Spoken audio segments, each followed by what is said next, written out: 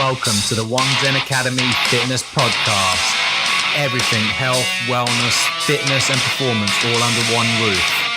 My name's Kieran. I've got over 15 years worth of experience within personal training, health, wellness and sports rehabilitation. For more information, go to www.onezenacademy.com. Thank you. Hi guys. Welcome to another episode of the One Zen Fitness Academy podcast. Thanks for coming back. Thanks for joining me. My name's Kieran. In this podcast episode is more of a Q&A session. So on Instagram and Facebook, I put out there if anyone had any questions that they wanted answering. And I had a few back, thankfully, otherwise it'd be a really boring podcast. So I had a few back. So it's a bit of a random one. There's no necessarily theme to this, so bear with me. The questions are really, how does yoga improve running? How do I get big calves? Fantastic. Yeah, I love it.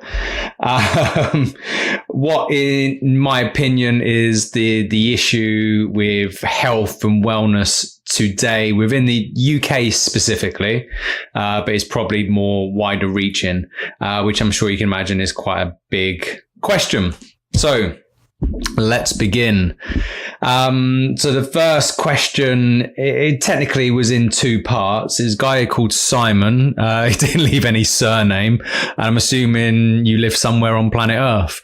So if you're Simon, this is for you, but I guess it's for everyone at the same time. And the first part of the question was, how does yoga improve running?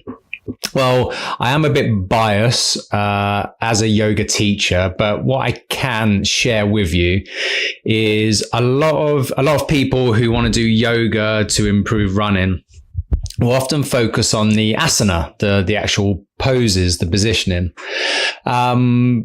But the reality is it's not, that's secondary to most of yoga. So yoga technically is a way of life. It's more than just the asana. It's everything that we do becomes yoga. And I know that might be too deep for that question, but stick with me. We need to focus on the breath first. That is primarily the most important thing within the yoga asana. So there's an inhale and exhale, I'm sure you can appreciate. But when you inhale through your nose. And as you inhale, your belly should expand. And as your belly expands and that's reached its limit, then your chest cavity should expand. And then once that's expanded, beyond, at its capacity, then your collarbone area should expand. And then you visualize actually taking air into your head and your eyes look up to the ceiling. That is considered a actual deep breath. Within that, what you'll find is you actually stretch and contract your diaphragm, your main breathing muscle. So that's the breathing in. As you exhale, it should sound a bit like a dragon's breath, or pursed lips. So it should be a and I know that's like a really rubbish Darth Vader impression, or it can be a as if you're letting a tire down. But the idea is that you're mindful about your breath and you control the breath. So as a big inward breath, you can momentarily pause, contemplate life, do what you need to really. And then as you exhale, generally speaking, the exhale is longer. If I'm just doing a general breathing, not necessarily meditation, but a breathing practice, which I do on a daily basis, I will inhale as much as I can. And as I exhale, I try to double the length of the exhale. The idea being that on the exhale, that stimulates what we call our parasympathetic nervous system. So our relaxation response. It also helps lower blood pressure, which is another question that's come up, which I'll talk about shortly. But how being mindful about your breath is your primary goal. As soon as you're mindful about your breath and your diaphragm's working how it should be, and you're not just breathing through your chest, then you can think about the yoga asana. And with the yoga asana, you've got things like, the stereotypical downward facing dog, which I'm sure most people have heard of or can easily experience on their own.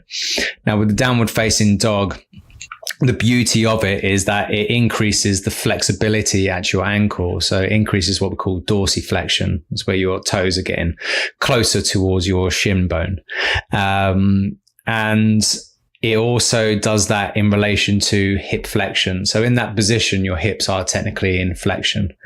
So, and these are the similar positions that you would be in when you're running.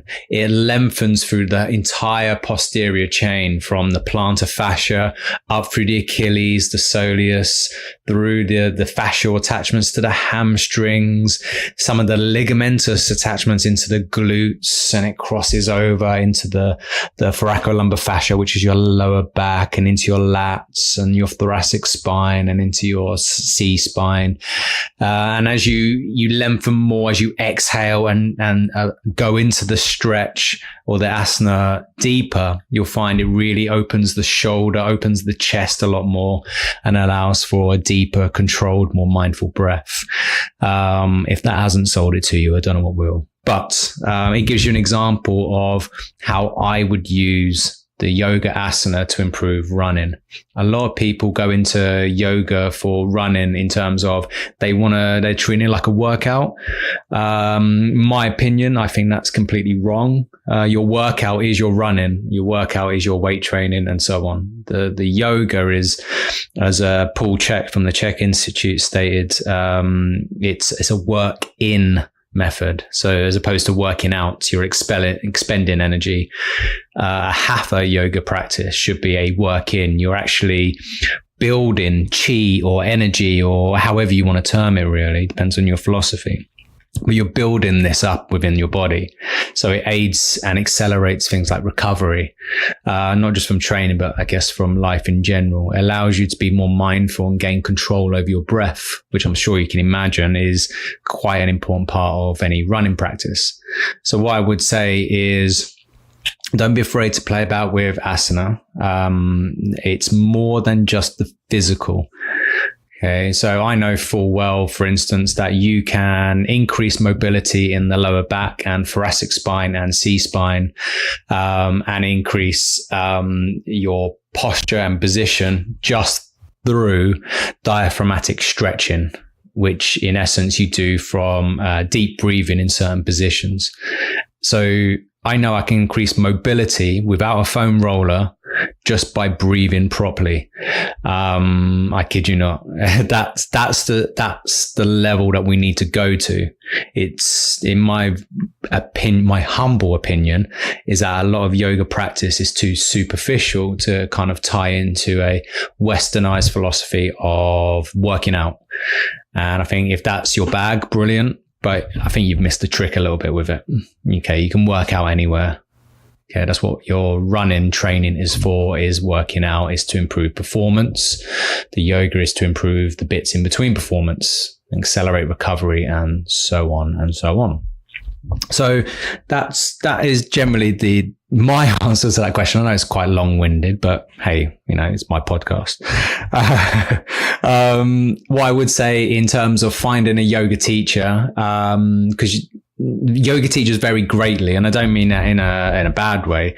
I mean, some yoga teachers are more geared towards the spiritual element, finding nirvana and so on. And when I say find nirvana, I'm not talking about watching a Kurt Cobain documentary or anything. I'm talking about kind of finding that enlightenment. You also get the other spectrum of yoga, which like around where I live is hot yoga, and they don't practice the spiritual side. It's more the physical element. And again, it really has its pluses with that as well. You find there's yoga teachers in between. And there's various forms of yoga like hatha yoga, vinyasa flow, and ashtanga, and so on. If you're looking for more of a work in and more to enhance recovery than a hatha yoga or a yin yoga or just meditation practice where they focus on different methods of breathing, these are the things that you need to focus on. If you're looking at a yoga practice to, I guess, as a form of cross training, i.e. a different form of training that may enhance, then probably look at a vinyasa flow, maybe an ashtanga, because these, was my email, because these things will be more of a workout And again, like if you're looking at hot yoga, these are more of a workout, but have other benefits to them. And I know amongst yoga teachers, what I'm about to say is controversial, but a lot of yoga teachers, in my view, my humble view, of course, will often say, my teaching is best, and not in so many words. It's normally a passive aggressive tone. But they're very kind of insular in what they want to achieve. I would look for a yoga teacher who's more from a sporting recovery background, because they may be able to present you with a way of doing yoga that's more beneficial to yourself. But having said that, I've never had a bad yoga teacher. And I know that might sound a bit strange to say, and other yoga practitioners may disagree, but I think you can learn something off every yoga teacher, and everyone comes at it from their own life experience and who they are fundamentally as a person. So I think there's something to be gained from all yoga teachers, regardless of experience, qualifications, background, and so on. That is the very long-winded answer to your question. The next question is from a guy called Arthur. It's in two parts, and I can't help but think the first part is for him and the second part is for someone else. I'm just guessing. So the questions are, and Arthur, if this is you, I really apologize. Send me an email if I'm completely wrong on this. But the first question is, are there any natural ways of lowering blood pressure? And part B is, how do I get big calves? I'm just going to take a stab and say, is the second part for someone else? If it's not, don't worry about it. It was just a bit of like an odd question, I guess. Okay, so natural ways of lowering blood pressure. So it actually goes on from, I guess, what we were just talking about.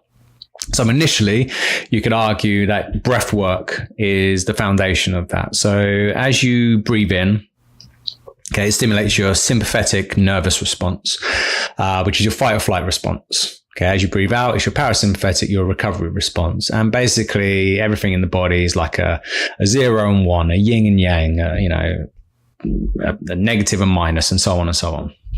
So it flitters between those. So the idea is, as you breathe in, your heart rate will accelerate slightly and blood pressure will go up slightly. As you exhale, blood pressure will lower slightly and heart rate will lower slightly. And it's like a tide coming in and out, if you can picture that. So the idea is, initially, if you know you have high blood pressure, then breathe in through your nose for 5 seconds, exhale through those pursed lips for about 10 seconds, and start controlling your breath a lot more. What you'll find is, within 3 to 5 minutes, you'll start really stimulating your parasympathetic response. And this in turn will help lower and steady your blood pressure initially. On from that, we know that doing regular physical activity, what we call moderate intensity, will help stimulate nitric oxide production in the body. And what nitric oxide does, it dilates your blood vessels and opens them up a little bit. This happens normally in around 10 or so minutes. People often experience this by feeling, they go for a brisk walk and all of a sudden they start to feel quite good. And this is when nitric oxide production tends to increase. So regular physical activity that we call moderate intensity. So that's when your heart rate goes up slightly, breathing rate goes up slightly, and you start sweating a little bit. And I say a little bit, you're not dripping with sweat. You should still be able to hold a conversation though. So in actual fact, the minimum requirement per, I guess the average for the population is 30 minutes of moderate intensity, 5 days out of 7 is the minimum requirement. If you can hit that, but I would argue 7 days out of 7 is where it's at. If you can hit that again, you'll start to, over time, bring blood pressure down. So if your blood pressure, for instance, was 160 over 100, for argument's sake, over a 6-month period, you should be able to bring it down to about 150 over 90, or or thereabouts. So you can bring it down normally over a 6-month period by around 10 millimoles of mercury. And that's what those numbers are, millimoles of mercury, as you see it on a blood pressure machine. So that's the idea. So breathe in regular physical activity, but also making sure that you're eating lots of whole foods. And I know that's kind of almost sounds like a bit of a cop out, but we know, for instance, people just aren't eating enough veg. So, in 1942, there was, something happening in Europe. I'm sure you can use your imagination. But the population was rationed. And back then, we ate twice as many veg as we do now. And we know that 66% of the population currently only have 3 portions of veg or less per day. And that's just not good enough. So if we're looking at the obvious things, we're not eating enough whole foods. We're not getting enough of the right type of intensity in our activity. And we're definitely not breathing right. Okay, so those are the things I would initially focus on. On from that as well, we know if you're doing that 30 minutes a day and per week, you get 2 resistance-based exercise sessions. So anything where you're kind of applying force to something, whether you're pushing, pulling, and so on. So you can do like bodyweight squats, lunges, press-ups, pull-ups if you're into that, or you have access to something like that. So 2 sessions like that a week, and you stand for 5 minutes out of every hour. What this does, if we play the numbers game, what this does, it lowers your chance of dying from anything by like 30%, which you won't get those numbers with anything else. Because I know people put a lot of emphasis into diet, rightly so, but they really miss a trick when they miss out all the other cogs in our life, like activity. So it lowers your chance of dying from anything by 30%, decreases your chance of cardiovascular disease by 35%, decreases things like colon cancer by 30%, breast cancer 20%, type 2 diabetes by 40%. You won't get these numbers really with anything else because the dietary advice is so hotly debated at the moment. But actually the physical activity, the physical advice is pretty much as it is. So I would, hedge my bets, play on a dead cert and say, let's do some physical activity. Let's get a bit of a sweat on. Your physiology doesn't care where that activity comes from, by the way. You could do housework, put some music on if you wanted and have a little boogie while you're doing it. You might as well enjoy yourself. So it doesn't matter where it comes from as long as you kind of hit that number. So sometimes it's about becoming your own problem solver and thinking a bit outside the box, which is sometimes easier said than done. I appreciate that. But that's where I would start. That's where I would start. And your second question, how do you get big calves? Do you want big calves or do you want gigantic calves, Arthur? If this is for you, indeed. Okay, so the big calf question. So let's backtrack a little bit. You have to understand kind of the calves themselves. So the calves are called gastrocnemius. Okay, it's the technical term, and they're like little slabs of meat at the top of the back of your tibia. And they're primarily fast twitch muscle fibers. Underneath that, you've got another muscle called the soleus or soleus, depending on where you're from, really. And it goes underneath the gastrocnemius and goes all the way down to your heel and becomes the Achilles. And the Achilles blends into the heel and it becomes the plantar fascia underneath your foot. Now, the soleus is primarily slow twitch. And we know that in order to activate your gastrocnemius, really activate it, you can't have more than 20 degrees of flexion in your knee. So what tends to happen is people go to gyms and they sit on a machine called the calf raise machine. So they sit on it and they put their toes on a little pad, and then this other pad comes down on top of their knees, and they just keep pressing the weight up and down, going up on their tiptoes and back down. Now, unfortunately, this doesn't work the gastrocnemius at all. Okay, it can't in that position because the gastrocnemius passes over the knee joint and it's actually involved in some knee flexion. So what you've done by increasing the flexion at knee, i.e. kind of sitting in that position, you've shortened the gastrocnemius. So you're not going to stimulate the little muscle spindles, which basically recognize the change in length and make a contraction. We call it a stretch reflex. You're not going to stimulate those. So the gastrocnemius doesn't really have to do anything. What we found is that you'll stimulate the soleus instead, which is primarily slow twitch, and the soleus will then take over and do that work. So it'll feel like your calf, but it's not. What I would recommend is, first of all, working on mobility. So people just don't have the mobility at their ankle because you need your heel to drop below your toe line. If you're basically, imagine you're hanging off a stair, your toes are on a stair and you drop your heel down for a stretch. So that should be quite a decent range of motion. You should have about 20 to 30 degrees of dorsiflexion at that point. And in my experience, doing this a long time, people just don't have that flexibility. So what happens is people then either they go on a straight leg calf raise machine, which is great, but they do little short choppy movements and there's no range there. So we want a big range of motion. So focus on mobility or flexibility first. Then when you go on a straight leg calf raise machine, or you can just hang off a step and do single leg calf raises, make sure your leg is relatively straight. Okay. If you're hyper flexible, okay, make sure you have soft knees and don't lock out. Otherwise, there's a high degree of dislocation at the knee. And that sounds dreadful, but it is true. So keep soft knees. If you're not hyper flexible, then you can, at that point, lock your knee out, but it comes with a warning. So be careful. And then make sure you go through full range of motion all the way up on your tiptoes, squeeze the gastrocnemius and back down. Now, because the gastrocs is primarily fast twitch, it responds better to heavier loads. But what I would do is pyramid the set completely. So if I was hanging off a step, single leg calf raise, I would have a dumbbell. My first set maybe be a set of 12. Okay, single leg calf raise, do my right leg first, then my left leg. Go for a heavier dumbbell, then do a set of 10 reps.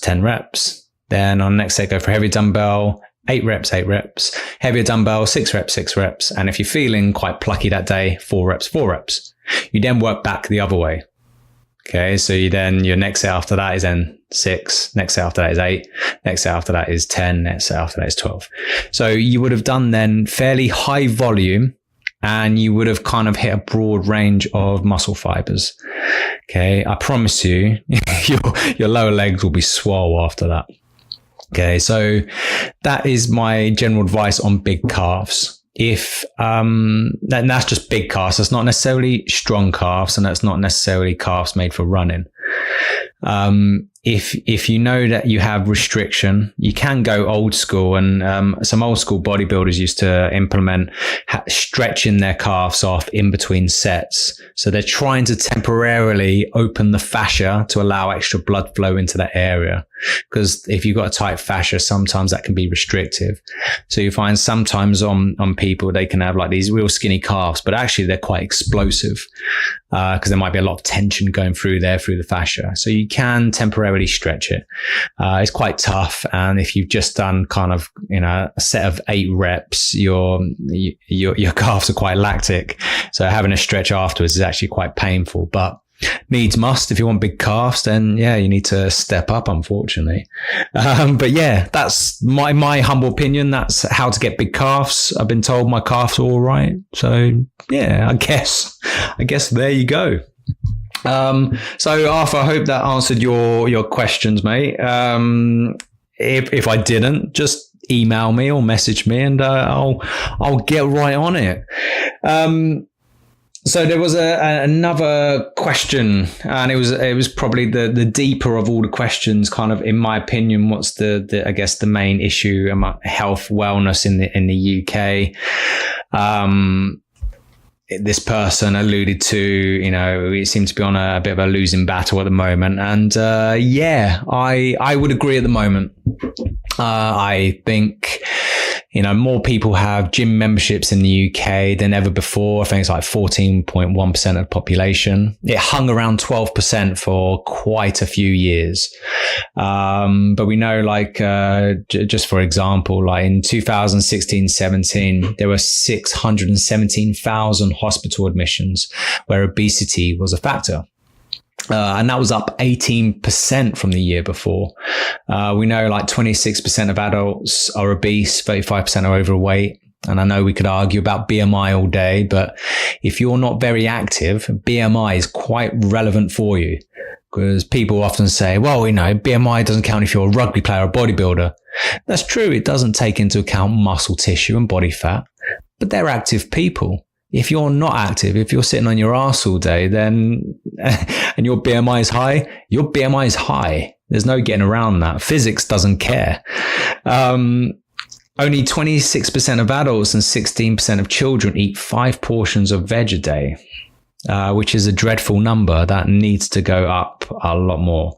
1 in 5 children in year 6 are obese. 1 in 10 children in reception year, so that's my son's year, 4 or 5 year old. So 1 in 10 is obese. That shouldn't be happening, surely. We know that the average Brit spends between 11 to 14 and a half hours sitting per day. I guess that depends on what website you read. But yeah, 11, regardless if it's 11 or 14 and a half, that's a horrible number. They're horrible numbers. That shouldn't be happening. 1 in 6 adults every week experience depression, anxiety related disorders, and 1 in 5 adults every week has thought about taking their own life. These are dreadful numbers. Let's face it. We're in a bit of a sorry state of affairs, I believe, health-wise. I believe one of the issues is we're very good at compartmentalizing everything, but actually, everything we do, everything we ingest, how we ingest it and how we do it and how we interact with our environment and all these things count for a lot. And people just aren't connecting the dots to these things. And I think when we compartmentalize too much and we just focus on the one thing, issues arise because of it. And it's normally based on people's ideology. Maybe they're trying to sell a book, sell ratings to a TV program and so on. Like if I wanted to sell a book these days, it seems like I have to say something that goes against the grain or say something controversial in order to get people to listen. And that's the unfortunate world that we live in at the moment. And this is, I guess, where we are. One of the reasons why things like obesity might be an issue is, and something I hear a lot when I'm doing the diabetes prevention workshops, is they're not sure what to eat. Like people just don't know what to eat. So they often say, well, if I don't know what to eat, then I'll just eat, what I can, but I'm not sure. And it becomes an actual worry for them. But when you break it down in terms of why people eat what they eat, there is a common theme, like things like chronic stress, for instance. As I mentioned before, like a HPA axis, a hypothalamus, pituitary, adrenal axis. And we know things like our hypothalamus, so our brain, that part in our brain regulates things like body temperature, physiological cycles, appetite, sexual behavior, emotional responses, sleep, hunger and thirst. Produces a chemical that then gets the pituitary gland to then tell the adrenal gland to dump a lot of adrenaline into the body. And then on from that, the long-term stress response is more cortisol production. So if I'm having a bad time of it and I'm not sleeping right, I'm eating junk food, I'm not living by my core values, I'm not getting outside enough, I'm generally having a rough time, then I'll keep dumping cortisol into the body. Unfortunately, cortisol can interfere with other parts of the brain, which kind of exacerbates certain like stress cycles. So we have a part of our brain called the amygdala, and this part of our brain is like part of our emotional response, our limbic system. And too much cortisol can, I guess, overstimulate the amygdala. So we know when we eat some, highly processed foods, so high sugar, high fat. Imagine it's a chocolate bar and you're just about to eat that chocolate bar.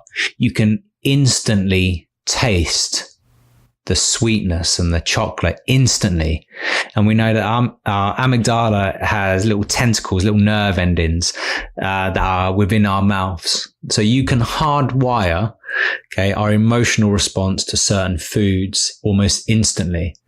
And as it travels down your esophagus and so on towards our stomach, again, these nerve endings are all down there. So it'll kind of, you sensitize yourself to these foods, and we may end up then calling them, comfort foods and so on. It's because we're hardwiring it into our system, into our programming. Okay, so we know that overstimulation of the amygdala, I won't necessarily have the most rational thought processes. Logic tends to go out the window. So maybe my experience of things are a bit kind of distorted, I think is a nice way of putting it. Unfortunately, a side note from that is we have this other area of our brain called the hippocampus. And the easiest way of remembering it is hippos going to a school campus. And it is to do with our memory. I know, my brain's a funny one. The issue is if the amygdala is overstimulated, the hippocampus in some instances takes a bit of a back seat. So that's responsible for taking in new information and learning in general. Over time, you can atrophy your hippocampus, so it becomes smaller and smaller. So you kind of, your memory starts getting tarnished, or what you do remember changes slightly. So in times of stress, you will default to old behaviors because you can't take in new information at that time. And if you don't control or do something about your eating habits or your relationship with food, then every time you're stressed, you'll default back to your old relationship with food. I know this is true of myself. That's why if I ever get stressed, I'll default back to, I love I'm not going to say the brand, but there's very much a certain chocolate that I'll default to. And it's just how it's hardwired into me, unfortunately. So a lot of people eat because they're possibly stressed. In terms of, away from that, what should we eat? And I would say this is probably to do with, just like anyone who offers dietary advice, this is my, not just my opinion. I'm not necessarily an academic who just sits behind a desk, and talking about what other people have done. I know the research, but I also have applied it for about 15 years. I know what results look like. So anything I tell you is because I've applied it myself and it's worked. So I would keep it simple, eat whole foods, and I would go organic personally.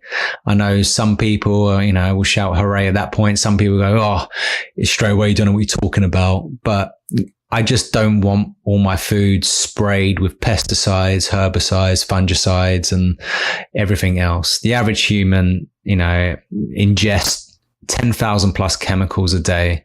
There's no experiment on this planet that has shown what that 10,000 chemical reaction does to us. So people can offer the research on all these individual chemicals all they like, and that's fine.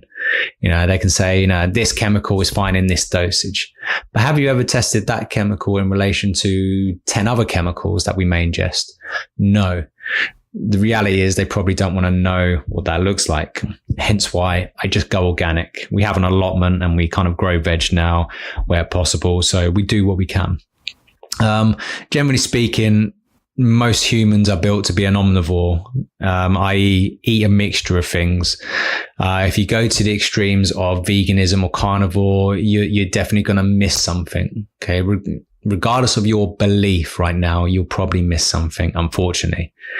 So it is difficult to cut through the bias that's out there. But generally speaking, if it had eyes, whether it's on the land or in the sea, it's protein and fat.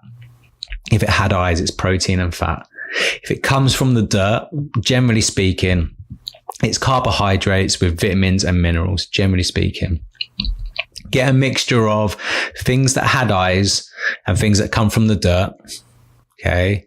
Try and have twice as many things that come from the dirt than had eyes. And generally you'll start to get back on track. If it comes with its own commercial, its own packaging, its own basically marketing, probably don't eat it. Because if someone has to keep telling you what it is, repeatedly, it's probably not worth eating. And that's the truth. A carrot doesn't need its commercial, does it? A cabbage doesn't need a commercial. We know what it is. We know it's good for us. So I'm just kind of putting it out there. Hydration. As I've mentioned before, if you want to work out your hydration, it's 0.033 times your body weight in kilos. And that indicates your daily intake in liters. Okay. If for every 15 minutes of activity you're doing, an extra 150 milliliters is like 2 to 3 gulps extra of water per 15 minutes. If you're running, or you're training, doing running, you want to know how much water to drink afterwards. The best indication, and I know this is quite crude, but it works. Weigh yourself just before you run. Weigh yourself just after. The weight loss, okay, replace that in fluid. Job done. I kid you not. I've done it many a times for marathon training, and it works a treat. Dehydration is something of the past. With fat, make sure you get a mixture of monounsaturated fats, omega-3, and some saturated fats. Okay, from a mixture of different foods. I would argue 10 portions of veg a day, but that's just me. And yeah, try and keep it simple at first. You can get into the crux of it later on. You can, experiment with different things. You can read different books. But I guess ultimately the point is, if you're not doing the basics right, then you're not ready for the more advanced practices. Get the basics right. Okay, sleep, hydration. Eat a mixture of foods that had eyes or from the dirt. Okay. If it comes in its own packaging, try and limit those foods. Keep it simple at first. Most people would probably be surprised by the result they get. And I do mean that. But in terms of, I guess, the stress response, you can get stress. It could be a physical stress, maybe too much movement, maybe no movement, like training for a marathon on the long run days, or when the mileage is at its peak, is very much a physical stress. Your body is very catabolic at that point. So your demand for calories, your demand for carbohydrates, your demand for protein, monounsaturated fats, omega-3 fats will go up. So your food requirement should reflect your activity. Okay. If it doesn't, then you're going to be too catabolic and recovery will be impaired. Injury rates will go up, unfortunately. So we can get things like a chemical stress, maybe the drugs we take, chemicals from foods, etc., or chemicals from our shower gel. Our skin is highly absorbent. We absorb a lot of chemicals for our skin. So be mindful of that. And we have like electromagnetic stress, so overexposure to sunlight, which is quite rare in the UK, to be fair. We don't get enough. Electronic devices. I know there's a lot of talk about 5G at the moment interfering with a lot of things, which is definitely a conversation probably for a different time. But yes, I try and switch my phone off, or at least take the Wi-Fi off at night. If it's by my bed, there's no TVs in the bedroom and so on. We have mental stress. This could be from a verbal, a visual. It's our perception. It's how we perceive things around us. Nutrition stress, maybe too many processed foods or not enough of the nutrients our body needs at that time. thermal stress. And this could be the same temperature over and over again. So we go from our warm house into our warm car, into our warm office, and so on. And there's no exposure to the differences of hot and cold. This actually is quite stressful for the body because it's not natural. So stress is an accumulated process. Can't get my words out today. An accumulated process. And there's this thing called a stress bucket. So imagine a bucket that's filling with water. And instead of water, it's all the places where stress comes from. So the idea is that at the end of the day, we should be able to throw it away while we sleep and then start again. But what most people do, they have so much stress in their lives these days that the bucket overflows. So the idea is to tweak little bits of your lifestyle to lessen the stress in your life. So it could be tweaking your foods. It could be making your commute more productive, like listening to podcasts, for instance. Hint, hint. Little things that you can make so are more productive in your life that are less stressful is ultimately the point. It's a practice that they use in CBT, cognitive behavioral therapy, which I think works a treat for a lot of people to visually see where the stress is coming from, but also what to do about it. But on from that, our stress response isn't always a bad thing, but we have this thing called a challenge state versus a threat state.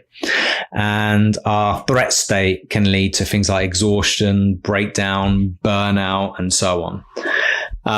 The challenge state can leave us feeling energized, super pumped, feeling quite good. The issue is that when we have basically two words I want to remember: demands and resources. If I'm given a job, for instance, the demands are too great and my resources are too low. Something happened in work recently. So I'm still expected to deliver sessions, to do work, but I didn't have the resources. My laptop blew up. Unbelievably, yes. But I didn't have the resources. So actually that puts me more in a threat state. It's quite stressful because I still have to do that work, but I don't have the resources. Okay. Ultimately, boredom and complacent. Okay, it can be stressful as well. It's where the demands are really low and my resources are too high. So, for instance, I'll give you the example from a sporting background. So remember when the 100-meter sprint in Beijing Olympics, Usain Bolt, Safa Powell, I think was there, maybe. Trying to go back all those years now. So, but even not the Beijing Olympics, there was a sprint where Usain Bolt and Safa Powell was there. So two Jamaican sprinters. And in the sprints where it was just Safa Powell, he was really relaxed. He was fluid. He would definitely win the race. He was very much in a challenge state. He felt energized, focus. He was in that perfect place, the state of flow. It was effortless. Usain Bolt was constantly in that state. It didn't matter where he showed up. He would be constantly in that flow state, that state of readiness, that challenge state, where he was able to use that stress response to his benefit. Now, to contrast, when Usain Bolt came out and he was next to a Safa Powell would see Usain Bolt as a threat to his ego, a threat to his performance, and so on. So what happened was he started to tighten up. He went from the challenge state into a threat state. The same hormones are raging, the same neurotransmitters are there, but how his body is using them is completely different, and things constrict. We go for a vasoconstriction, blood vessel squeeze, oxygen is limited, and ultimately Usain Bolt would win and Safa Powell would not win at all. And you often hear commentators saying, they're starting to tighten up. And it looks like they're running backwards, and it makes a difference. It makes a massive difference. And this is the challenge and threat state.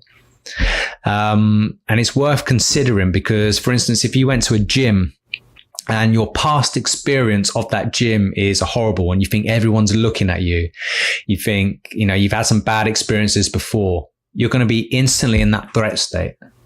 So even as a personal trainer, it's important enough that the words we use will help someone to bring them into a challenge state, into a you can do it state. And it's the little things that we do in life. And it's ultimately, in my view, one of the reasons why people don't do things is because they instantly go to a threat state. It's the things that, oh, what if this goes wrong? What if this happens? Oh no, I can't do it. It's more the threat to ego more than anything else. And this is important to know, because if we understand that it's just our physiology is the same, but it either works for us or against us, we may be able to develop something a bit better. So if going to the gym puts you in a threat state, well, maybe don't start in the gym. Maybe start training outside. Maybe ask a friend to go out for a little run and start from there. And then you can build up your internal processes, your internal resources to best meet the demands of the gym in the future. Now, I hope that makes sense. The point is, you can either put yourself in that threat position, but you may not reach your goal. And this is true. And this is how I'm linking it back anyway, back to diets. So a lot of people go on a diet and ultimately they will fail. Okay. That's a normal process. So your experience now with diets and what you perceive as nutrition is now, it's tough. Well, it's tough. And you start looking at food and it looks like a mountain. You're thinking, I can't make head nor tail of this, because when you see food now, you're in a threat state. The idea is, if you keep it simple, you put in a challenge state and it seems, okay, that doesn't seem so bad. Okay. Keep it simple is really overrated, but I would argue keep it simple. Okay, you can buy any diet book you like. You can go to anyone's ideology, whether it's veganism, whether it's the carnivore diet, and everything in between. But the reality is, if it's not simple and you can't do it, then you won't do it. And that's the truth. So whatever you decide to do, keep it simple, easy. Now, that was by far the most long-winded answer you can imagine.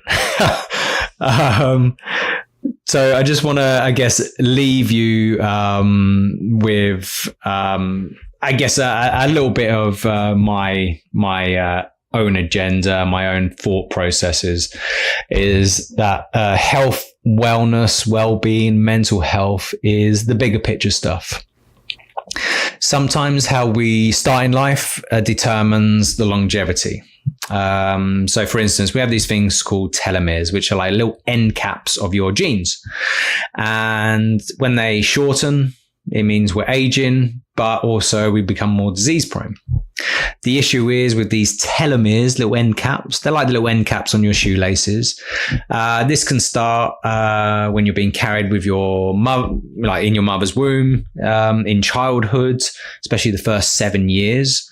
Okay, really kind of have a good indication on how you age and disease rates for the rest of your life, the amount of trauma and stress that you go through. Your current lifestyle, the stress chronicity, so the amount of stress you have over time and how you perceive that stress, often will shorten lifespan. So there's such a push at the moment for things like meditation, yoga, these working in type exercises and movements. And I would encourage anyone to kind of seek out and practice some yoga, tai chi. You've got natural movement classes like MoveNat, Animal Flow. These are all fantastic things to do that are maybe slightly different from the norm. But I would encourage anyone to participate. But if we don't, if we're just thinking, well, I can't do any of that, then at the very least, 30 minutes physical activity, moderate intensity, 2 resistance-based exercises, stand up 5 minutes out of every hour, and it'll make a massive, massive impact. So my name's been Kieran. This has been the One Zen Fitness Academy podcast. Stay tuned for more episodes to come, and please share with your friends. Okay, I'm a one-man army. I promise you, this is a labor of love. Please share with your friends, leave a 5-star review, and if possible, leave an actual review as well. For more information, please go to onezenacademy.com. Especially if you want to be or develop yourself into becoming a personal trainer, sports therapist, yoga practitioner. We offer qualifications in all of those, and distance learning is available. Thank you very much for your time.